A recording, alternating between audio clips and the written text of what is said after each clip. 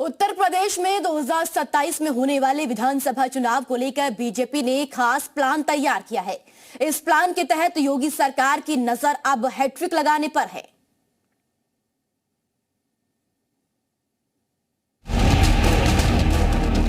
मैं कह सकता हूं खटाखट ने 27 में सपा चट के लिए तैयारी रखी। न किसी की जाति पूछी गई, न किसी का मत पूछा गया, न किसी का मजहब पूछा गया। मोदी जी ने तो सबका साथ और सबके विकास की भावना के साथ पूरे देश के अंदर समान रूप से पूरे देश का विकास किया है। 2027 में फिर से प्रदेश में कमल खिलेगा। 2027 का सत्ताधीश बनने के लिए सीएम योगी ने अभी से मोर्चा संभाल लिया है। वो इसलिए ताकि बीजेपी संगठन पूरी मजबूती के साथ आगामी विधानसभा चुनावों में उतरे और उत्तर प्रदेश में फिर से कमल खिले।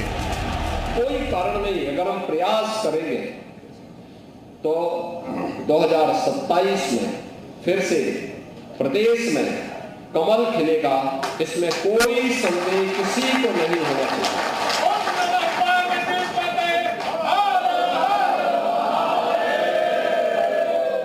लोगों को इस अभियान के साथ जुटना होगा। बहनों और भाइयों, अब समय नहीं है। अब तो आपको मान के चलना चाहिए कि उपचुनाव से हम लोगों को अब उस मोड़ की तरफ आगे बढ़ना है। वर्तमान में संगठन के अपने कार्यक्रम, संगठनात्मक कार्यक्रम चल रहे हैं, संगठनात्मक चुनाव के कार्यक्रम चल रहे हैं और बहुत सारे ऐसे कार्यक्रम आएंगे जिन कार्यक्रमों के साथ हमें संगठन के साथ मिलकर चलना होगा। बता दें कि 2027 के सियासी संग्राम से पहले यूपी बीजेपी में जबरदस्त फेरबदल होने की संभावना है। खबरें ये भी सामने आ रही हैं कि 27 के विधानसभा चुनावों के मद्देनजर यूपी बीजेपी का मेकओवर भी किया जा सकता है, जिसका मतलब संगठन में नए चेहरों की एंट्री हो सकती है। मुमकिन है कि नए साल में बीजेपी को नया प्रदेश अध्यक्ष भी मिल सकता है। सूत्रों की माने तो सीएम योगी ने यूपी बीजेपी की नई टीम बनाने के लिए जय मां फॉर्मूले का ब्लूप्रिंट तैयार किया है और इसी के तहत यूपी बीजेपी की नई टीम का चयन होगा।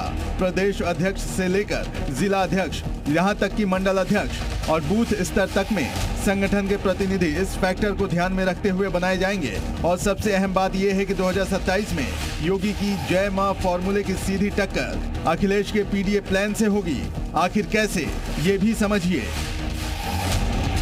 दरअसल समाजवादी पार्टी का पीडीए, जिसमें पिछड़ा, दलित और अल्पसंख्यक हैं, इसकी कार्ड के तौर पर सीएम योगी ने जय मां फॉर्मूले को तैयार किया है और योगी के जय मां में जाति अनुभव, युवा, मुस्लिम और आधी आबादी यानी महिला शक्ति है। दरअसल लोकसभा चुनाव में समाजवादी पार्टी के पीडीए ने बीजेपी को बड़ा नुकसान पहुंचाया था। बीजेपी को 80 लोकसभा सीटों में से महज 33 सीटें ही मिली थी। बताओ, उसमें पीडीए परिवार के लोग 60 से लेकर 70% लोग एनकाउंटर हुआ है कि नहीं हुआ? लेकिन सीएम योगी की अगुवाई में बीजेपी ने उपचुनावों में वापसी की और इसी के बाद से योगी ने जय मां फॉर्मूले का खाका तैयार किया। ऐसे में जय मां फॉर्मूला कैसे 2027 में योगी को सत्ताधीश बनाएगा, ये भी जान लीजिए। जे मतलब जाति समीकरण, यानी संगठन में पिछड़ी और अगड़ी जातियों के बीच तालमेल होगा। ए मतलब अनुभवी टीम, यानी 7-8 साल संगठन में काम करने वाले नेताओं को बड़ी जिम्मेदारी मिलेगी। वाई मतलब युवा कार्यकर्ता, यानी संगठन में ज्यादा से ज्यादा युवा चेहरों को वरीयता मिलेगी। एम मतलब मुस्लिम समुदाय, यानी बीजेपी में मुस्लिम समुदाय से जुड़े नेताओं को भी प्रतिनिधि बनाया जाएगा। ए मतलब आधी आबादी, यानी संगठन में राज्य से बूथ स्तर तक महिलाओं को खास तरजीह दी जाएगी।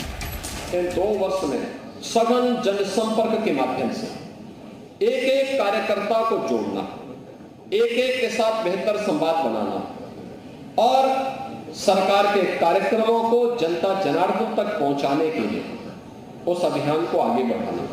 अगर ये सभी कार्यकर्ता, ये सभी मान्य जनप्रतिनिधिगण करेंगे, मेरा विश्वास है कि 2027 में इससे भी बेहतरीन सफलता प्राप्त होने में हमें मदद मिलेगी।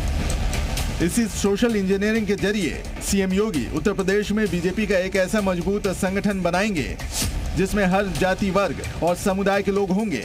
अगड़े पिछड़ी जातियों के बीच जबरदस्त तालमेल होगा और इसी के साथ ही 2027 के चुनावों में बीजेपी शंखनाद करेगी। जय जय श्री राम। ब्यूरो रिपोर्ट, जी मीडिया। जय जय श्री राम।